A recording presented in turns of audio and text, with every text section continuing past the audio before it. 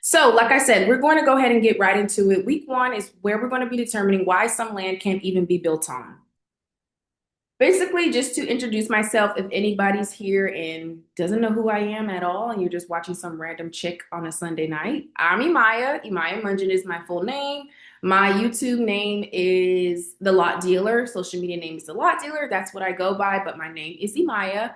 Basically, I've gotten to land wholesaling a couple years ago, two now, honestly. I'm at almost two, actually, not even quite two completely, but I've closed many land deals, almost at 20 now. And as I've closed these deals, as I work with other students, as I work with other wholesalers, I have been able to determine one, the best ways to find, source, and qualify deals on the market and off the market.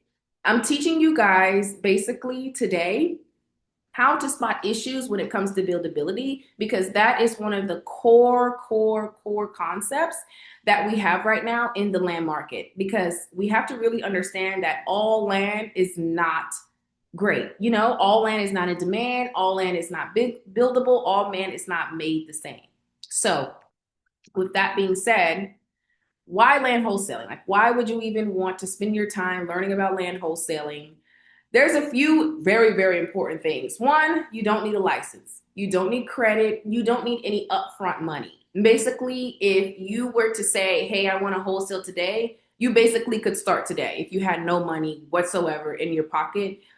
If maybe you just had YouTube in a dream, you know, you could definitely get started. But that's the best way to put it. You can do it virtually, and it's a quick and repeatable process. Whether you want to take it and you want to maximize and you want to hire, it's easily taught because it's very repetitive. Okay, so I always like to say wholesaling is the gateway.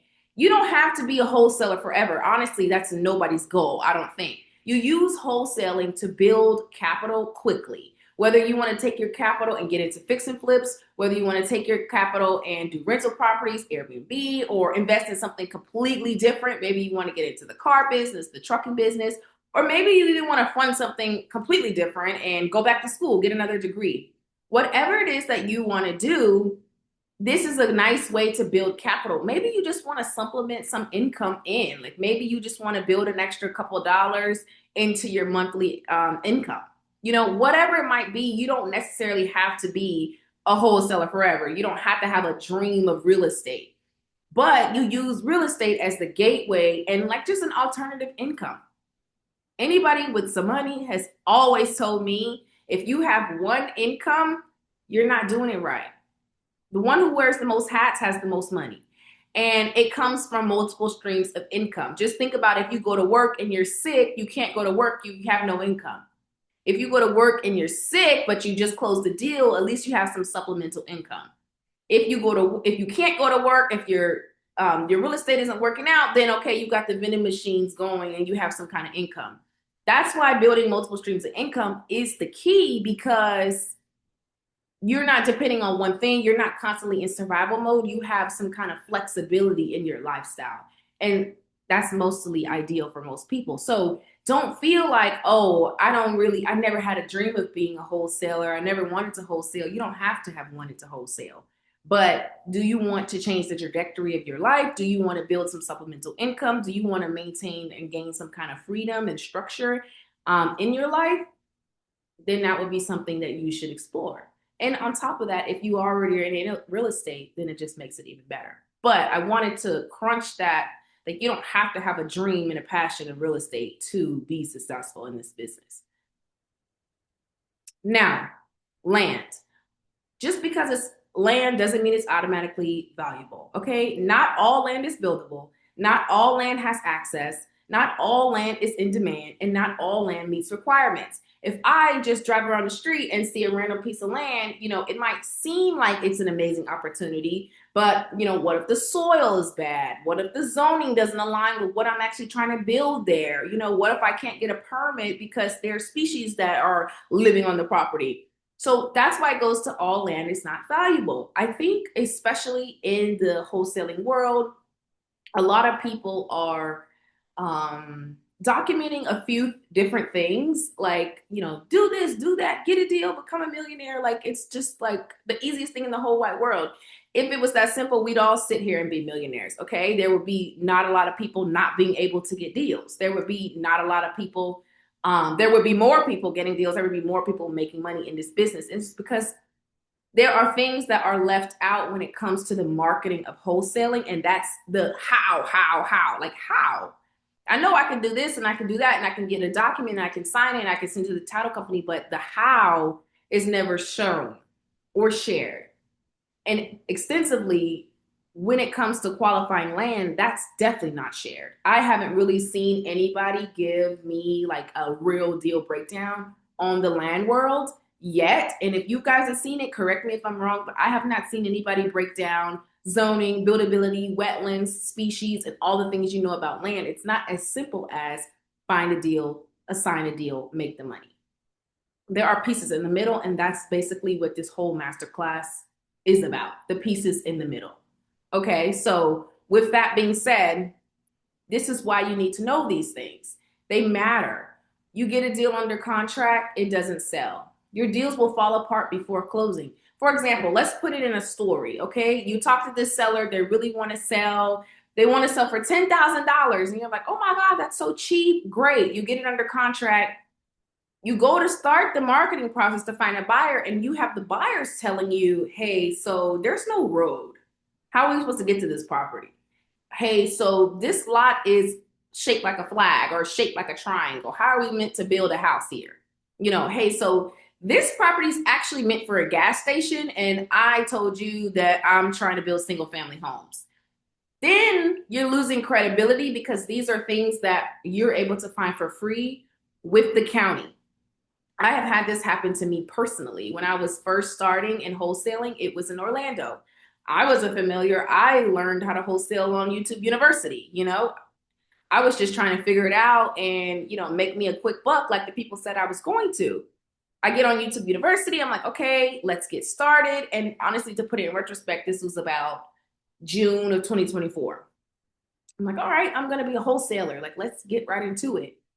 I get right into it. I'm sending these lots to this guy that I skip trace. I found his information. I'm sending the lots, and he's like, no, no, no. All my lots have been bad. And I'm like, okay, I don't know why. He's telling me the zoning's not right. He's telling me I can't build because of setbacks. He's telling me that it's not the property's not big enough. And I'm like, what in the world? Like, you're so strict. Oh my gosh, if you don't want to buy anything I'm selling. And it got to the point I sent one more lot, and he literally told me, he called me. He's like, Imaya, I'm going to send you the zoning guidelines for Orange County, and don't send me anything else until you've looked at this guide. And I was like, oh, like, I was very embarrassed. However, that him sharing the zoning guide with me changed the whole trajectory of how I wholesale. And I 100% credit him for giving me the keys to success for wholesaling, because after that, we closed 4 deals together. We still close deals together. I've expanded out of Orlando, but we still are right-hand partners. And honestly, it took somebody to just give me the structure, like, oh, okay, so it's a little bit more to this than just find land, sell the land. It's like, find land, make sure it's good. What can I build on it? What are we doing with it? Are there any problems with it? Then sell the land. So if you don't want to have your deals fall apart, the deals start to feel like luck. You're kind of like, you get deals and it's kind of like, okay, I hope this one goes through. I hope they like it. You're just on eggshells every day waiting to the closing date because you don't really know. You don't have any confidence in this property because you don't really know what's going on. You're kind of relying on luck.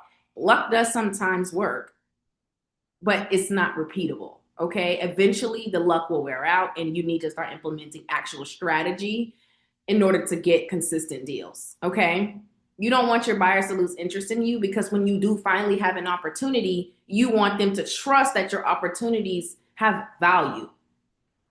It's very, very important. Your buyer relationships are going to be the most important. One could argue a little bit more important than your seller's kind of relationship, but either way, you need to know these things. If you do anything, learn the actual market. If you're true and serious about land wholesaling, this will take you farther than far. Okay. What makes land buildable? It's like, okay, I need to look at the buildability. Sometimes it's not right. What does that even look like? So typically, some markets are a little bit more extensive than others. Some markets are a little bit more chillax than others, but typically it's going to be your zoning, your lot size, your road access, your utilities, your environmental factors. So zoning, that looks like what can we build here? Is it residential? Can we build homes? Is it mixed? Can we build homes and townhomes here? Is it meant for apartment complexes? Is it meant for gas stations? Is it meant for factories? You know, all of these things matter. All of these things are different zonings. And then it kind of even breaks down a little bit more when we get into residential, because it could be a single family home. It could be a duplex. It could be a triplex. A duplex is when you see those properties that are kind of split in half and there's two doors, but technically it's all one property. A triplex, the same concept, just three doors, and a quadruplex, four doors. Those zonings are different things. You can't build a multifamily quadruplex on a, single family zoning property. So if your buyer is specifically looking for single family, that's why it's really important for you to know, okay, what's the zoning of this property? What size is the lot? This goes hand in hand with zoning. When you look at the county requirements, you're always going to see this zoning requires this lot size, these setbacks. Now, it gets to a point, because we're not builders, okay? It does get to a point where it's like, okay, these things, they need to go check out on their own. Most of the time, lot size, zoning doesn't meet the initial requirements. That's our only job. We're not going on site with our hard hats, looking around. No, that's not our jobs. Our jobs are to find buildable off-market opportunities. They go and they will do actual field testing and determine if it's, viable for them. Some things we can't control, but most things like this, we definitely can. Okay? Road access. That's the number one thing. If it doesn't have access, it's not going to assign. I have had deals where in the beginning, I wasn't aware. It was like a 3-lot package. I was going to make about $21,000 on this deal. I was so excited. I'm already booking my trip to Europe. Like, I'm about to take over the world. You know what I'm saying? Seriously, like, I was so excited, as one is. And that's why you never count the money before it lands in your bank account. But it had no road access, completely landlocked, like nowhere to even get to these properties. It was like there was houses next door, so I assumed that there was a road, but literally the road stopped at that last house, and then the road disappeared. The county quoted $40,000 to put that road in, and as you would probably guess, the buyer wasn't trying to build a road for the county. So with that being said, that all fell apart.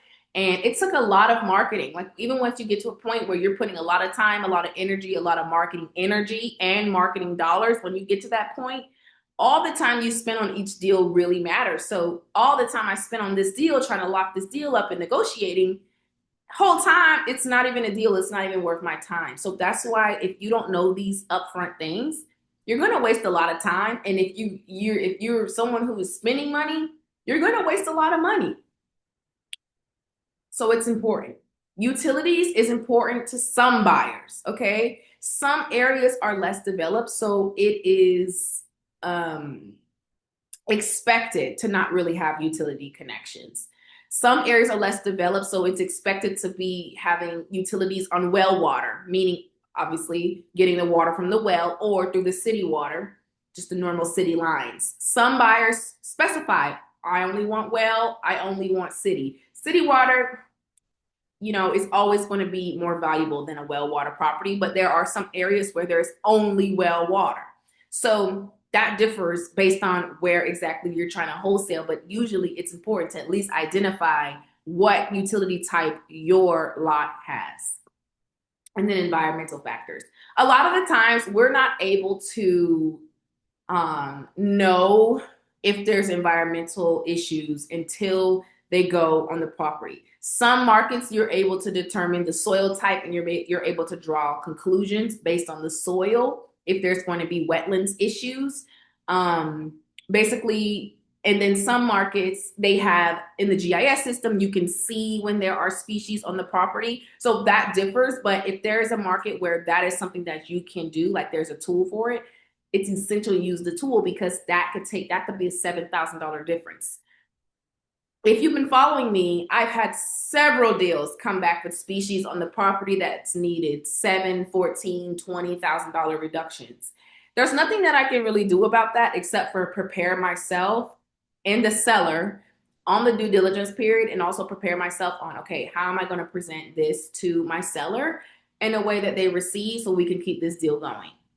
Okay. Understand every deal is not going to close. Like it's just probability. Every deal will not close, but you can increase your probability of closing if you make sure that you qualify these properties before ever giving any kind of numbers. You have to qualify first.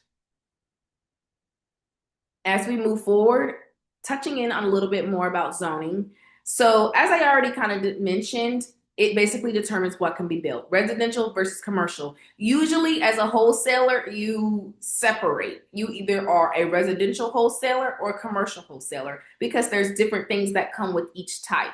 I am a residential wholesaler. As you go up the ladder of wholesaling, commercial would be next in line when it comes to making more money, if you will, because the spreads are going to be different. Naturally, if you have lots that are 20,000, 30,000, 40,000, your spreads are going to be a little bit crunched, not crazily, but they're going to be a little tighter than if your lots are 100 and 200 and 300,000 naturally. I always tell anybody that's new, start at residential, learn the basics of land itself, and then branch to commercial because it only goes up in skill value. You need to know the fundamentals of residential to succeed in commercial. And then you succeed in multi-acreage properties that are major, major land deals, millions and millions of dollar land deals. If you don't have the foundations of residential, multi-acre is going to really be a pain in your ass, excuse my French, but you have to understand the foundations. That's like the biggest part about everything that I teach is actually understanding land, educating yourself. As a wholesaler, like I said, you don't need to go through any schooling. You don't need a license. You don't need any kind of additional training to technically start and close a deal. So you are at a disadvantage in the market because there are realtors who obviously are licensed. You want to stick out from the realtors. Honestly, not even stick out from the realtors. You want to blend with the realtors when it comes to your level of knowledge and understanding of the market. Education is the most important thing in life, whether it be you're learning a trade, you're learning a skill like this, you're going to college, whatever the case may be, you always win if you continue to educate yourself. Hidden restrictions. So flood zones honestly are not hidden. You can go and check the flood zones of any place in Florida basically, or outside markets as well. They have their own system to check flood zones. That's not a hidden thing. You should know upfront if it's a flood zone. There are flood zone buyers, but the pickings are slim. Usually a flood zone, especially in Florida, X's out your whole deal. So imagine you spent your time, you've working through flood zones, you come to find out you can't even build on this flood zone. It becomes a hassle. Usually they have to turn the land over, change the soil out. It becomes a big hassle. And I know that when we see properties on the beach or on a lake or on a canal, they do become higher value properties on the back end. But that builder has to implement so much more in order to get that home even built. Sometimes it's not even worth it for them. So flood zones are going to be automatic out. It's the same with wetlands. It's a little bit similar. Wetlands can also be kind of mitigated through mitigating the soil, changing the soil out. But most of the times, the builders don't want to go through that process. And then, like I said, the wildlife and the vegetation is something that we can check. Wildlife is something we could check usually, but sometimes you're not able to, but the builder will because they'll want to check it prior to even acquiring the lot. And sometimes it's just a matter of they're going to tell us what they find and we're going to relay the message. We are just the middleman. The builder tells us something about the property. We tell the seller, hey, this is what we found on the property. It's always we. We are in partnership, all of us. Me and the builder, me and the buyer, me and the investor are a team. We found this on your property. This is what we need to do. Okay, so sometimes You got to get the reduction later. But if you're set up for success in the beginning, it's going to be easier for you to slide that reduction in that you need to keep that deal going. Now, what this looks like in real life, okay? Even when the land looks good on the surface, you have to qualify. There's no numbers given, there's no offers given until you qualify these properties. Like I said, qualify looks like checking the zoning, checking the lot shape, checking the road access, checking the utilities access, checking for any environmental issues. If you have not done any of that, you should not be giving out any numbers. You should not be saying any numbers until you check this property. Because yes, lots might be selling on this same street for this price, but if this lot is a corner lot, or if this lot has this on it that needs that, you're going to have to make those deductions. So check the land, check the zoning. You will have less deals that fall apart on you. That's just the biggest core issue here. Now, why is this something that's missed all the time? When I talk to beginners, this step is always missed. The number one thing is learning from incomplete information. I touched on this early in our call. Most of the time, people are educated through YouTube and university, which is not a big deal. Hey, YouTube has a lot of resources. However, there's a lot of missing holes. A lot of the times I'm finding that people are trying to plug these holes with ChatGPT. Now, AI is great, honey. I love chat. Me and chat go together real bad. But when it comes to deal making, sometimes it gives you a little bit too much information to the point of you're lost in the sauce and you don't have that right structure. You don't know what to do first and then next and then next and then next. It kind of just gives you the whole thing up front and you're like, what do I do? What do I do? You can't skip due diligence. You can't skip it. Skipping due diligence is going to be kind of the downfall of your deal. You also can't only focus your energy in wholesaling on finding deals. Okay, finding deals is great, but make sure that they are actual deals. Just because a seller wants to sell doesn't mean it's a good deal. It just is what it is. Somebody wanting to sell land is not a deal. Someone wants to sell land that everybody wants is a deal. Somebody who wants to sell land that is buildable, that is cleared of trees, that has no species, that has permitting, that is in demand. That's a deal. Okay. A lot of the times what I'm seeing when I'm talking to people, it's not necessarily like they lack the effort to get it done. Like I said, it's just some people just lack the structure. But that lack of structure is only going to cause you confusion. You have to really focus on understanding demand, buildability, and how buyers evaluate land by thinking like an investor when it comes in the business. Think of it as if it was your money on the line if you were the investor. Like how would you make these decisions? How would you keep moving through? It's not about finding land. It's about actually finding land that somebody wants. That's kind of what I expanded on. It's a really simple process, guys. You check these things using the property websites for free. Okay, all of this information is free. There's not one paid service that you need in order to successfully wholesale a deal. Everything you need to know about these properties are online. That's why I personally don't do the whole interviewing the seller thing where it's like, hey, seller, what are your utilities and what is this and what is that and does it have road access? Because a lot of times it's like, hey, so you should know that already. You should know that already. Why are you calling me asking about it? Go do your research. Click. Because you should have done your research naturally. Now, it gets to a point where you can only research so much. And like I said, things can come as a surprise. But if there are things that need to be touched on, then you can expand with your seller. For example, if I was checking a property and I seen that it was this zoning, but it didn't quite meet the lot size requirements. However, there are other houses with that same zoning at that same lot size. I would ask the seller, hi, Mr. Seller, have you already went and applied for a variation of this property? I'm seeing that it doesn't quite meet the zoning requirements. Have you spoke to the county about this at all? Sometimes they've already resolved the issue, okay? Sometimes it's already figured out and it's just a matter of knowing you need to ask that question. Okay, so it doesn't necessarily mean that I find an issue, the deal's over. It's more so I find the issue, I present the issue up front. It doesn't surprise me. It doesn't surprise my buyer. It doesn't surprise the seller. 9 times out of 10, they know more about the land than they like to put on, but some people will not disclose things because they want you to buy the property and just be tricked, you know?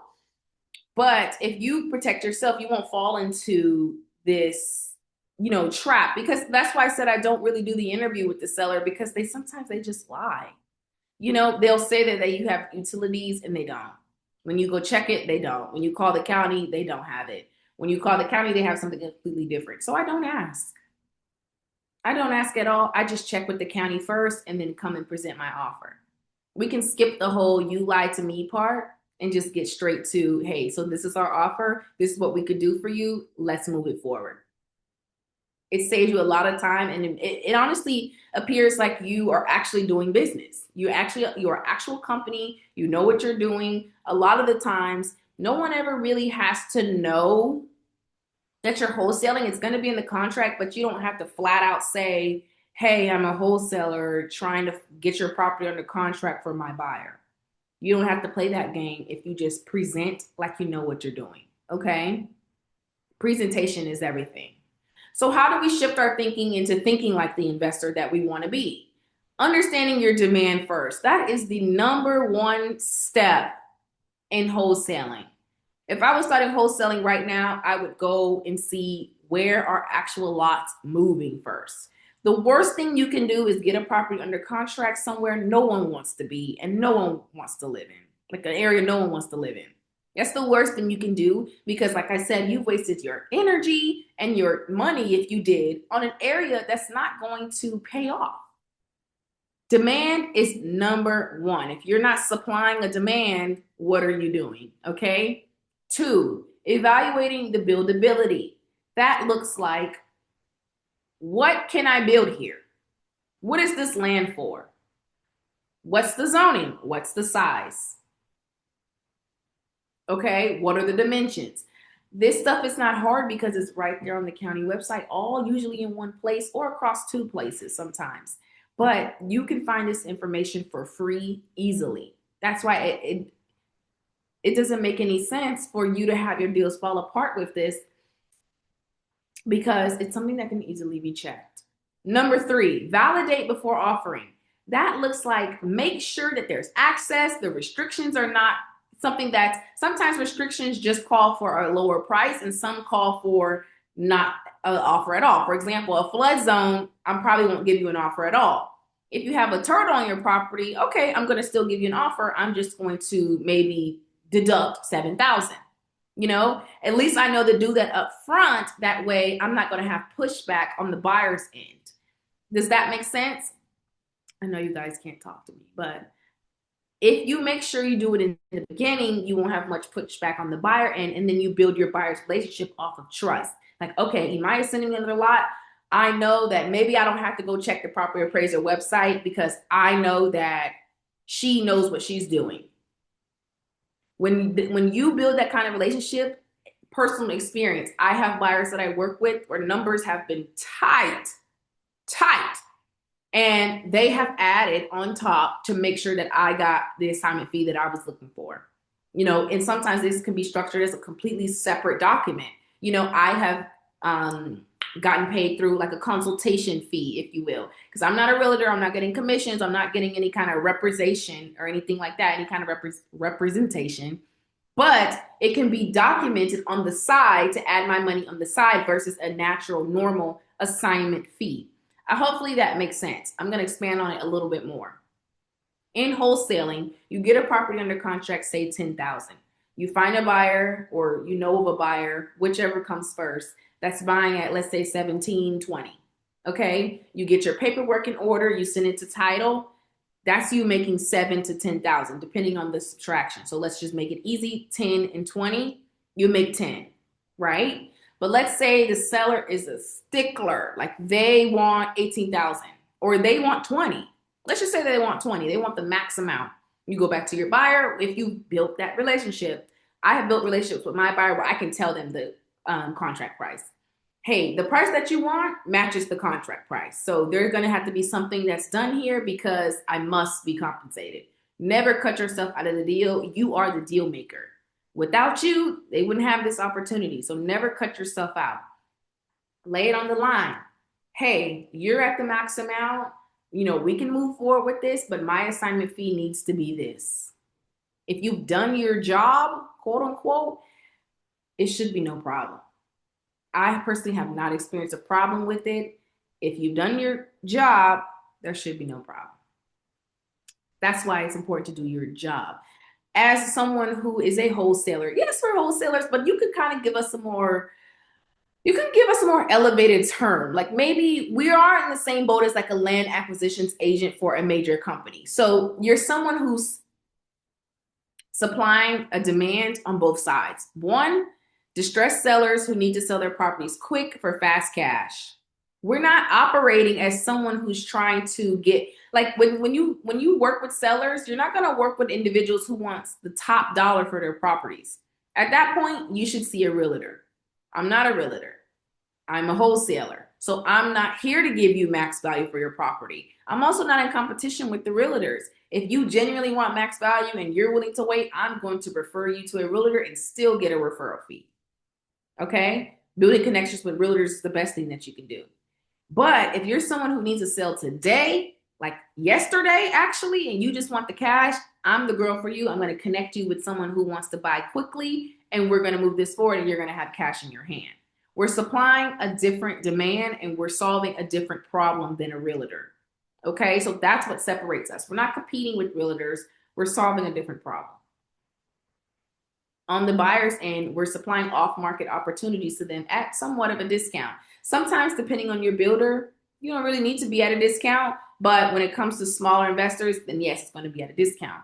That's the demand that we're supplying. Okay, both sides, our company solves two problems.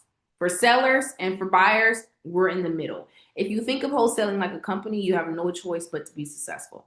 In my academy, it's mandatory that you think of yourself as a company. You start building your company from day one. If you operate like a company, you'll be treated like a company and you'll make money like a company. Now, I just want to expand on where we can go after this. So if you didn't know, I have a full lot dealing academy, which I teach land wholesaling front to back, step by step by step, using all free methods. Okay. It's for individuals who want to understand land deals and actually educate themselves on land and wholesaling in general, the real estate world. If you're a wholesaler already wholesaling, but maybe you don't have the full process down pat, maybe you know how to get properties under contract, but you're not able to assign them to any buyers. You don't know how to connect to buyers. You're relying on JV partners or just luck. If you have to split your money 50% every time to close a deal, one could argue you really don't have the process down pat. You should be able to close your deals independently. And if you just have to JV sometimes, that should be a sometimes thing, not your every time exit strategy. You're leaving too much money on the table for something simple as connecting to buyers. You find them the same way you find sellers for free. People who've gotten deals but don't really understand why they work. So if you close deals but they've all been luck, this will be something for you to brush in on, okay, what exactly is actually going on here? And if you're just trying to build your income consistently through land, that would be a place where you would be as well. Now, additionally, in the academy, basically there's a full complete learning center, which is the step-by-step land wholesaling system. The system is presented in a way where you can complete the whole system without ever spending a dollar. There are things that are in there that can help fast track your process that you can spend money on, but there's nothing that's in there that you will spend more than $20 on. Nothing. So even if you just don't have a lot of money, but you got a little bit of money, then that would be something where you can still get in and you can still be successful. It's kind of like you're in the academy. It's similar to how people, you got the apartment, but maybe you just can't get the furniture right now. This would be something that's similar because you're in the academy. You don't need any other money outside of that. You don't need any other amount of money other than your enrollment fee to access the information. Everything else after that is free. Breaking it down in real time. So with the one-on-one structure, which is the one that's on the screen here, You work together with me in real time in your market, whichever market that you choose. If you choose a market that I'm in, obviously you're in my market, but if you choose your own market, we still work together in your market. And I personally guide you and evaluate and structure your deals correctly to ensure that there are no mistakes on the table. No mistakes on the table. I'm providing you the contracts, the framework, the verbiage, the scripts, the concepts, the order, and the structure, everything that you need to be successful. You have lifetime access to all the trainings and the resources. Consistent market updates go out to everybody's email that's in the academy because the market is forever changing. If there's a new buyer on the streets, it's in your email. If there's a new buyer, if there's a buyer who's updated their pricing, they're now paying more for certain lots, it's in your email. A lot of the buyers that I work with know I have an academy at this point, so they kind of know anybody that I'm working with are, able to qualify lots properly. It's really, really good business, and it's consistent business. Ongoing support as you move through your deals. You have my phone number. You text me if there's anything going on, anything you need help with outside of the Learning Center. You text me, we work through it together. And we have our milestone meetings on Saturdays. Basically, the way the structure goes, you go through the Learning Center, you apply, and then you stop. I check in on you. The first thing that you do is set up your business and choose a market. I check in on you, make sure you've actually chosen a great market, make sure you've done things correctly, adjust as necessary, give you the next steps, you work another milestone. This is structured the way that you're always working in your business. You're not just learning. You're not spending your time just learning. You're in action. So it's taking you closer to your deal because you're actually in the field. I personally noticed that a lot of people just do not start a lot of things because of the analysis paralysis. What if? You're in it. You enroll, you're in, you start. There's no room for error because I'm here to help you. On Sundays, we do live group cold calling sections where we come together, everybody cold calls. If someone gets an opportunity, we qualify together as a group. It's a great way to build kind of an academy environment so that you can have a community with individuals who think like you, who've also invested in this opportunity. And then obviously there's a group chat where everybody kind of collaborates. If you have questions, if you want to, do JVs together, that's an opportunity for you guys as well to JV and connect with people who have the same training. They're going through the same thing. So in that case, if you feel like you want the full structure, the full breakdown on how to wholesale land, that is always an opportunity. The academy is open pretty much still for spring enrollment. Prices on the screen. It's a one-time $9.97. There is a self-paced option that doesn't include one-on-one, but you have all the tools that you need, and that is $5.99. That is on my website if that's something that you're interested in. Either way, the opportunity is there. Someone asked a question, it's hard to find buyers. Do you help with that in the academy? Yes. I'm not teaching you how to JV. The point of the academy is not for you guys to supply me deals and I'm just making 50% off everybody. That's not the vibes. The vibes of the academy is I want you to be an independent company that can close deals without anybody's help. My help as in to get the deal done, like a JV, without nobody to JV with, no one to split your money with. If you leave this academy and you have to rely on me, then I have failed as an academy teacher. I want everybody to have an independent business that floats on their own because that means that you fully understand the structure. Okay? That means you fully understand the structure. So yes, I'm going to help you find your own buyers because I want you to have your own buyers. I've been struggling with this for a few years. That's what I'm struggling with. If that's something you're struggling with and you are at the point where you are ready to get help on it, the academy is for you. It's just for you. It's no need to struggle with something for a few no need to struggle with something for a few years. Let's get some education in there. Let's fill in those holes that you might be having. Let's fill in those cracks. Either way it goes, this opportunity is here for anyone who wants to explore it. But that is the end of week 1. Week 2, we'll be going over understanding deeds and ownership, another thing that can completely slice your deal in half. If you haven't already signed up for week 2, you can scan this QR code right here and go ahead and register. Okay, Thank you guys for coming to week one. I hope everybody enjoyed the session. Thank you guys for spending your an hour with me this Sunday. And yes, I will see you guys next week for week two. Make sure that you register. And most of the time, well, most of you guys have my email. If you have any questions or concerns, shoot me over email, shoot me over DM. However, you want to contact me. Let's get together, okay?